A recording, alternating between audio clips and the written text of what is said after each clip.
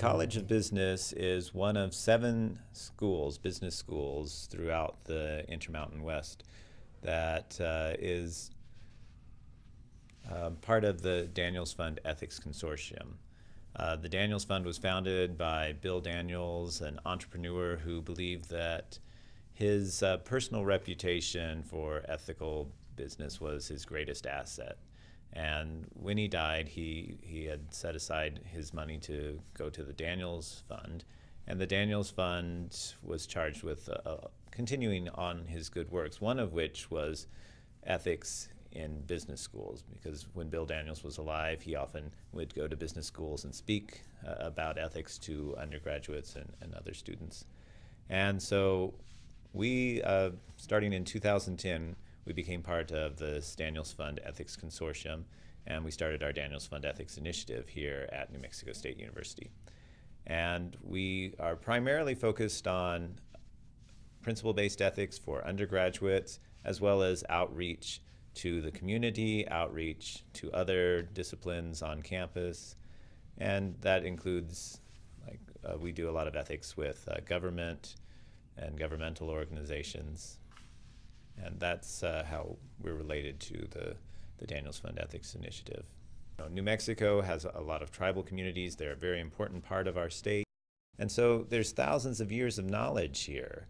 And we really believe that these tribal communities have a lot to teach us. A lot of these principles that have been identified as tribal values are being identified more and more and being adopted by businesses.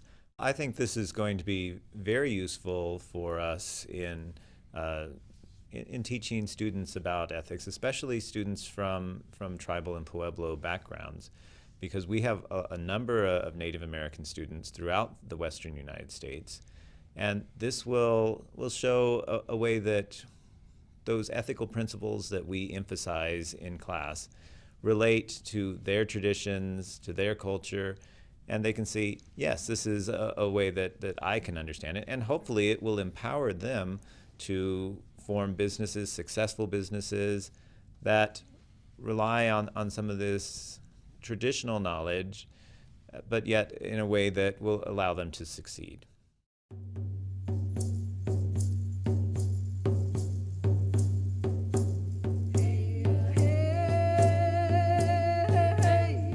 Over the last few decades, a lot of businesses have realized the importance of relationship marketing. Relationship is an important ethical concept here, that relationships are integral to any venture. And in marketing over the last 2 decades, really, relationship marketing has really took off. The idea that instead of the one-way communication from above, here we are, we're trying to convince you or sell you to some kind of product or convince you to do some kind of action. Instead, the idea of building relationships that helping you actually helps us as the organization, and getting that two-way communication going. You look at a big corporation like Procter & Gamble, about almost 20 years ago now, they got rid of their sales force. They don't have salespeople anymore. They have customer relationship managers. And these people have 1, 2, or a set of big customers, usually large retailers. And instead of now trying to use the retailers to sell products through them to end users, to consumers, they now say, all right, what can we do to help you be a success? And that has been wonderful. Procter & Gamble has a lot of knowledge. They know a lot about why consumers do the things they do, and they can help these retailers. And in doing that, in helping the retailers, it also helps Procter & Gamble get their consumer packaged goods sold. So it benefits both parties.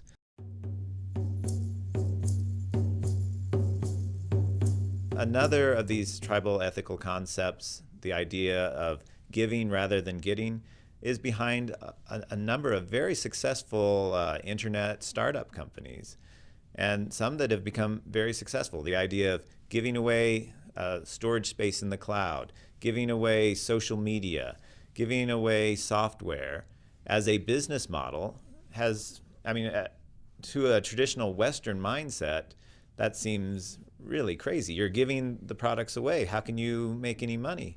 But yet, you look at Facebook, which gives away, anyone can, for free, create a social media page for their business, for themselves, and how successful that company is. Or you look at Google with their YouTube.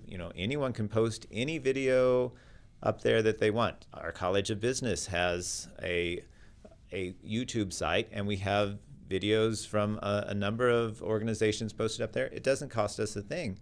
How is this possible? Well, the idea is by giving away things, you can create a community. You can create a community that has value, and then the company that gives away, whether it's software, storage space, whatever, becomes a success. Well, one of the ethical tribal concepts is the idea of trust. That rather than the old idea of buyer beware, you've got to watch out, if you ask a question, we'll answer it, but otherwise we're not going to tell you anything that's wrong with this product. It's up to you to figure it out. The tribal idea is an idea of buyer trust. We will freely admit what's wrong with the product, and you will know everything that's wrong, and you can know that you're not getting a product that is going to have any nasty surprises. And I have seen some companies that have started to use this. One example is Domino's Pizza. In the last couple of years, they came out and they said that, hey, our pizza, it doesn't really taste as good. We're getting complaints from customers, and that's really unheard of. You'll never hear a company admit that there's anything wrong with their product. But they said, we've heard these complaints, and we're admitting that, yeah, there is something wrong. And they ask their customers what we can do about it. How can we make this pizza better? What is it that you're looking for? So their customers gave them a lot of feedback. They took that feedback and built a better pizza. Being honest, disclosing the facts that their pizza wasn't very good, led to trust in their customers, because their customers said, hey, these are people who tell it like it is. They don't try to hide the truth behind a lot of glitz and puffery and slogans that don't really mean anything. They're coming out and they're saying exactly what the problems are, what's the good points, and we know we can trust what they have to say. And now, their pizza is selling much better. They're being much more successful. They were having some problems before, but now they've opened up those lines of trust by admitting they had a problem, asking their customers what they were looking for, and then kept that trust by actually acting on the feedback rather than just, give us your feedback and we're not going to do anything. They acted on the feedback, and then they've kept those lines of communication open with their customers and kept the trust with their customers going. And they've been very successful. They've turned the company around in the last couple of years by doing that.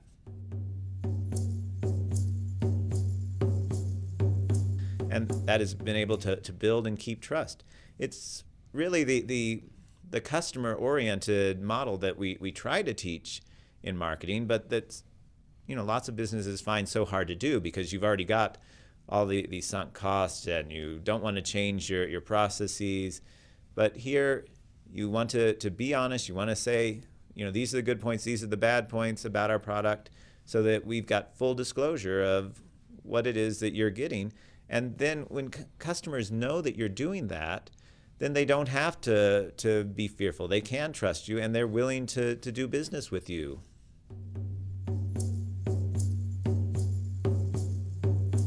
I believe that there are ethical principles, universal principles, that things like respecting the rights of others, integrity, honesty, fairness, justice, that are of value to people all over the world.